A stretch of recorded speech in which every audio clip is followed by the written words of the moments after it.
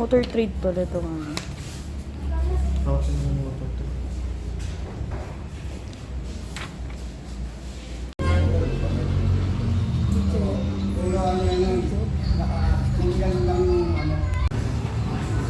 Pangalan ng mother isa mo? Susan.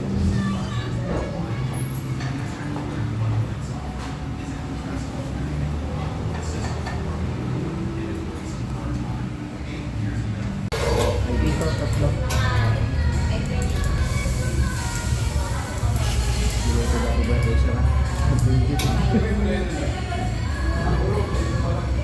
Ang laki.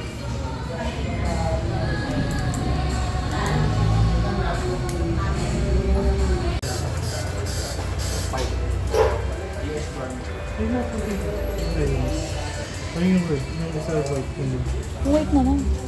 Gusto mo ba red? Sir, kami patay na sir. Hindi na confirm ako. Ang pwede naman ng...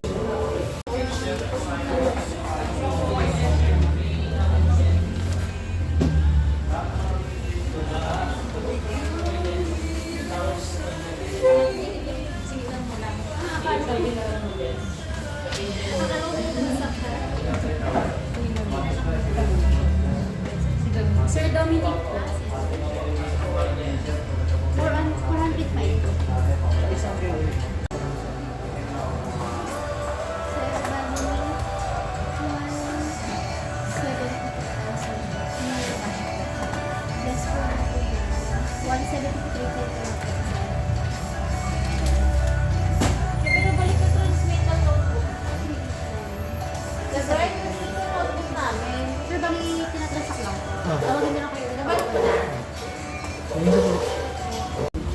Sir, yun yung helmet ko siya. Okay po, salamat.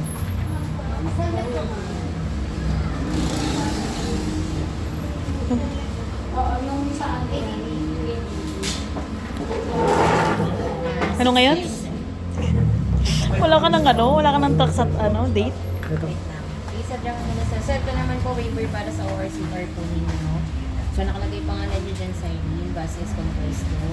ADB black, sir, engine chassis, alam niyo naman po yung nagdadrive. So bali, bumili po kayo ng motor, cash, ngayong araw, March 6, 2026. So bali, sir, makita po Sir Brian sa inyo kanina, yung ORCR. Okay. Dalawa hanggang 3 linggo sir. Tapos sa plaka, 1 buwan hanggang 2 buwan. Kapag may plaka na kayo sir, automatic, mag-text po kami or tatawag sa inyo para pick upin nyo dito sa amin. Kasi hindi siya pwede magtagal sa amin. Okay po.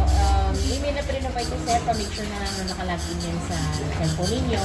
Then after 3 weeks sir, halimbawa 3 weeks na wala pa rin, pwede po kayo mag-follow up sa amin. Check po namin sa system namin kung meron na kami na person na yung system sa inyo. Okay po, yan ang naman sir. Sign na natin po sa taas ng pangalan. Pero mo lang. Yes ma'am. Normal lang.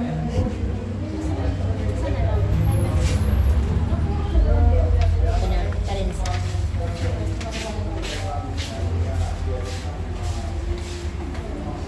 Ito naman sir, pirma para sa isang helmet po ninyo. Upon release, 2 helmet po ma-release ni sir. Isang Honda helmet, yung kulay puti na sinabi, tsaka yung free helmet namin sir na motor.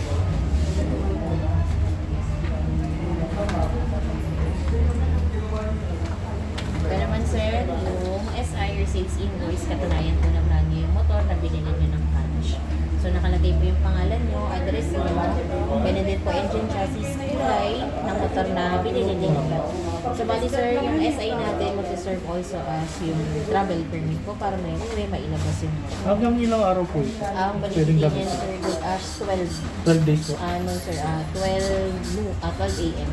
Hanggang mamaya lang. Hanggang mamaya lang sa Bali ang mandato kami sa amin sa LTO, magbibigay lang kami ng travel permit para mailabas, may uwi yung right after din sa po kasi mga susunod na araw. Hindi na pwede. Siyempre kahit sabi namin kay customer na minsan hindi talaga pwede ilabas. Siyempre yung customer na i-excite, uwi din diary lang naman. So, alam natin na. Kung dito din talaga. Pero kapag nasa labas na siya sir, hindi na talaga namin siya na-advise. Lalo-lalo na sa mga area namin. Kasi once na mahuli kayo sir, automatically, labas na po si motor training. Kasi ang binigay lang talaga namin sir is travel permit para mailabas, may uwi. Saan po?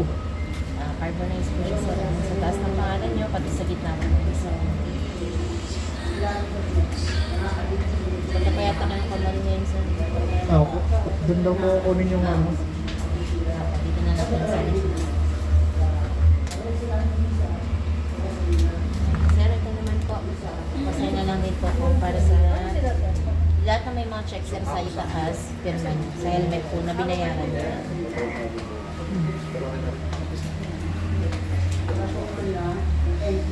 Ito naman sir, para sa registration po na binayaran niyo, 3,000.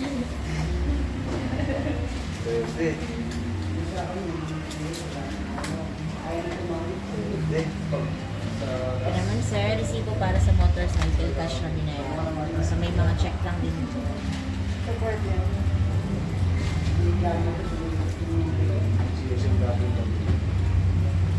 Okay na sir. Tama.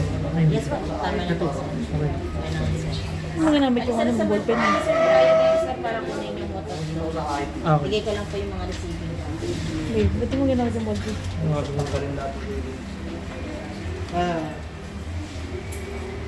Okay, bumibigita. Baka mo gawin. Nakakabito ka. Nakakabito ka sa'yo, nakarami.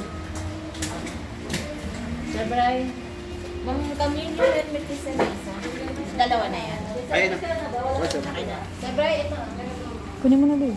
Tatong mo muna ito. Kunin mo na. Daw eh.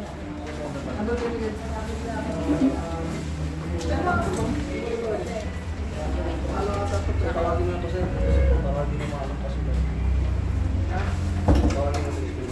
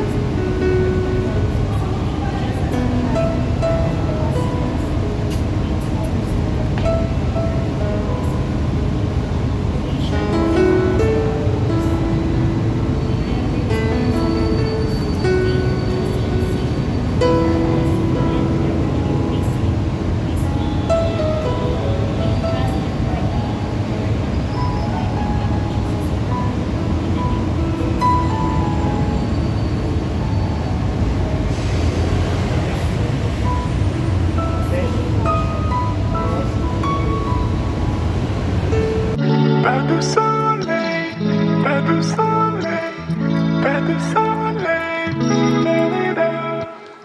pas de soleil, pas de soleil.